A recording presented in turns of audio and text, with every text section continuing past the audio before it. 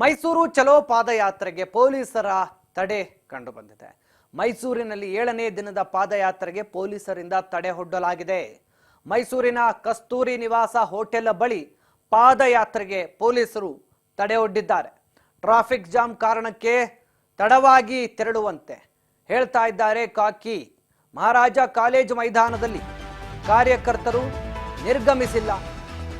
BJP JDS ನಾಯಕರ ಪಾದಯಾತ್ರೆಗೆ ಕಾಕಿ ಬಿಸಿ.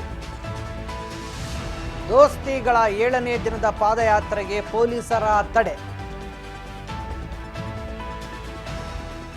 ಮೈಸೂರಿನ ಕಸ್ತೂರಿ ನಿವಾಸ ಹೋಟೆಲ್ ಬಳಿ ಪಾದಯಾತ್ರೆ ನಡೆಸಲಾಗ್ತಾ ಇತ್ತು. ಇದೀಗ ಪಾದಯಾತ್ರೆಯನ್ನ ಪೊಲೀಸರು ತಡೆ ಹಿಡಿದಿದ್ದಾರೆ. ಜೆಡಿಎಸ್ ಬಿಜೆಪಿ ಮೈಸೂರು ಚಲೋ ಪಾದಯಾತ್ರೆ ಇದಾಗಿತ್ತು. ದೋಸ್ತಿಗಳ 7ನೇ ದಿನದ ಪಾದಯಾತ್ರೆಗೆ ಪೊಲೀಸರ ತಡೆ ಇರುವಂಥದ್ದು. ಮೈಸೂರಿನ ಕಸ್ತೂರಿ ನಿವಾಸ ಹೋಟೆಲ್ ಬಳಿ ಪಾದಯಾತ್ರೆಗೆ ತಡೆ. ಜೆಡಿಎಸ್ ಬಿಜೆಪಿ ಮೈಸೂರು ಚಲೋ ಪಾದಯಾತ್ರೆಗೆ ಈಗ ಪೊಲೀಸರು ಅಡ್ಡಿಪಡಿಸಿದ್ದಾರೆ. 7ನೇ ದಿನದ ಪಾದಯಾತ್ರೆಗೆ ಪೊಲೀಸರಿಂದ ತಡೆ ಒಡ್ಡಲಾಗಿದೆ. ಟ್ರಾಫಿಕ್ ಜಾಮ್ ಕಾರಣಕ್ಕಾಗಿ ಪೊಲೀಸರು ಬಿಜೆಪಿ ಮತ್ತು ಜೆಡಿಎಸ್ ನಾಯಕರ ಪಾದಯಾತ್ರೆಯನ್ನ ತಡೆದಿದ್ದಾರೆ.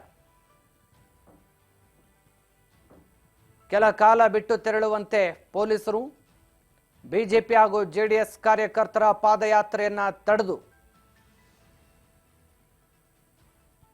ಕೆಲ ಕಾಲ ನಿಲ್ಲುವಂತೆ ಸೂಚಿಸಿದ್ರು.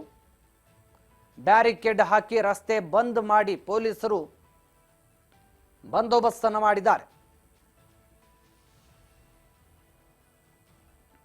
ಬಿಜೆಪಿ ಹಾಗೂ ಜೆಡಿಎಸ್ ಮೈಸೂರು ಚಲೋ ಪಾದಯಾತ್ರೆಗೆ ಪೊಲೀಸರ ಮೂಲಕ ತಡೆ ಒಡ್ಡಲಾಗಿದೆ. 7ನೇ ದಿನದ ಪಾದಯಾತ್ರೆಗೆ ಪೊಲೀಸರು ತಡೆ ಒಡ್ಡಿದ್ದಾರೆ. ಬ್ಯಾರಿಕೇಡ್ಗಳನ್ನು ಹಾಕಿ ರಸ್ತೆ ಬಂದ್ ಮಾಡಿದ್ದಾರೆ.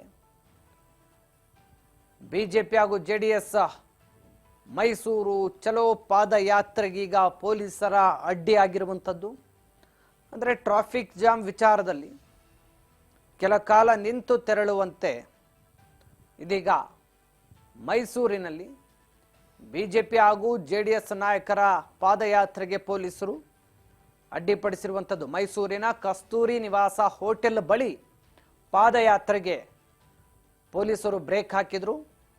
ಟ್ರಾಫಿಕ್ ಜಾಮ್ ಕಾರಣಕ್ಕಾಗಿ ತಡವಾಗಿ ತೆರಳುವಂತೆ ಇದೀಗ ಪೊಲೀಸರು ಬಿಜೆಪಿ ಹಾಗೂ ಜೆಡಿಎಸ್ ನಾಯಕರಿಗೆ ಮನವಿಯನ್ನ ಮಾಡಿದ್ದಾರೆ.